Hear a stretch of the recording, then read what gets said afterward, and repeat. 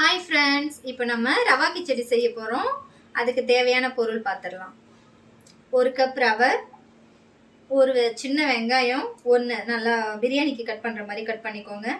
ஒரு சின்ன தக்காளி, பழுத்த தக்காளி, ஒரு 1/2 கேரட், ஒரு 10 பீன்ஸு, 4 பச்சை மிளகாய், கொஞ்சம் முந்திரி, ஒரு 2 ஸ்பூன் கடலைப்பருப்பு, கொஞ்சம் இஞ்சி சின்ன சின்னதாக கட் பண்ணி வச்சுருக்கேன். இப்போ கடாய் சூடாயிடுச்சு. இதில் ஒரு 2 ஸ்பூன் எண்ணெய் ஊற்றிக்கலாம்.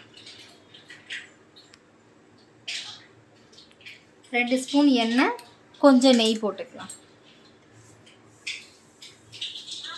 ஒரு ஸ்பூன் நெய் போட்டால் கொஞ்சம் டேஸ்ட்டாக இருக்கும். கொஞ்சம் சூடாகட்டும்.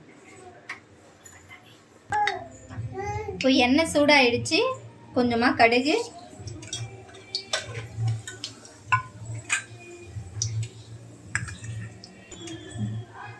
கடுகு வெடிச்சிடுச்சு.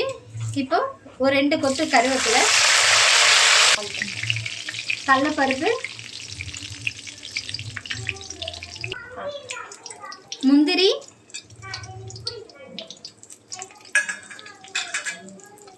இது நல்லா கொஞ்சம் கோல்டன் கலரில் வந்துடட்டும்.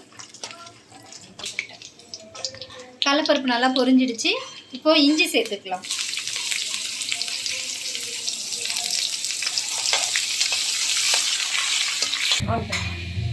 அடுத்தது வெங்காயம் சேர்த்துடலாம்.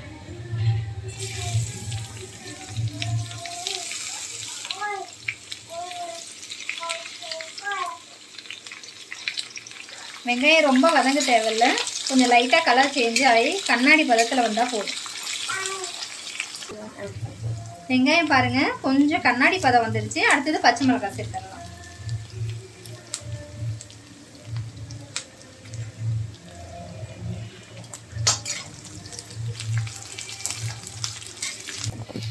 அடுத்தது தக்காளி சேர்த்துடலாம். தக்காளி லேசாக சாஃப்டானா போதும், ரொம்ப மசிகிற மாதிரி ஆக வேணாம். அடுத்தது கொஞ்சமாக பெருங்காயத்தூள் போட்டுக்கலாம்.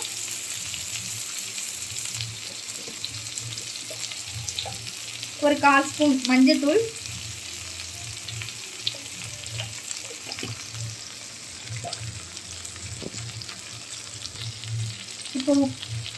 இப்போ உப்பு கம்மியாக போட்டுக்கோங்க. அப்புறமா பார்த்துட்டு கொஞ்சம் போட்டுக்கலாம். இப்போ நான் கம்மியாக 1/4 ஸ்பூனுக்கு போட்டேன்.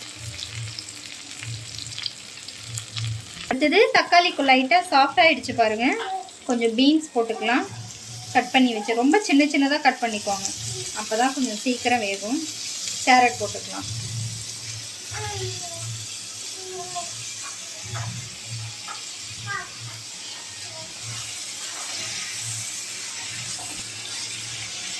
இது கொஞ்சம் அடி கனமான பாத்திரமாக எடுத்து செய்யுங்க, அப்படின்னா தான் அடி பிடிக்காமல் நல்லா மெத்துன்னு வரும். காய் நல்லா வெந்துருச்சு. 4 நிமிஷம் ஆகுது. நல்லா சாஃப்ட் ஆகிடுச்சு. நான் 1 கப் ரவை எடுத்தேன். 2.5 கப் தண்ணி ஊற்றிக்கிறேன்.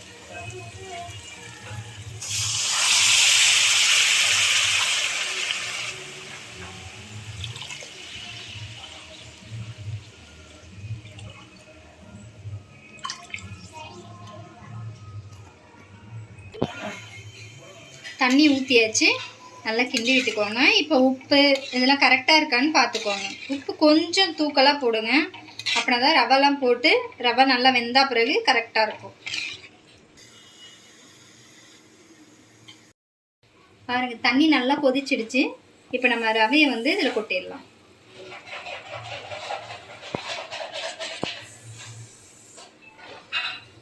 ஸ்லோவாக கிண்டி விட்டுக்கிட்டே கொட்டணும், இல்லாட்டி கட்டி தட்டணும். அடுப்பை ஸ்லோவாக வச்சுக்கோங்க, இல்லாட்டி தண்ணி இழுத்துரும், ரவை வேகாமல் போயிடும். மீடியம் ஃப்ளேமில் வச்சுட்டு கொஞ்சம் நல்லா கிண்டி விட்டுகிட்டே இருங்க.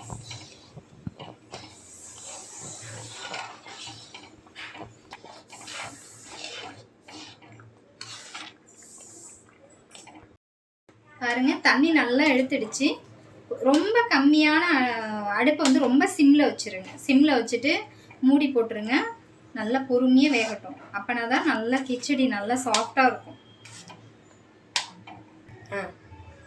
இப்போ மேலே லேசாக ஒரு 1/2 ஸ்பூன் நெய் ஊற்றிக்கலாம். நெய் ஊற்றிட்டு அப்படியே மூடி வச்சுருங்க.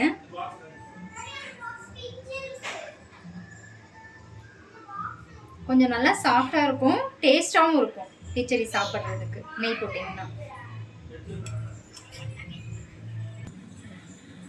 2 நிமிஷம் ஆயிடுச்சு.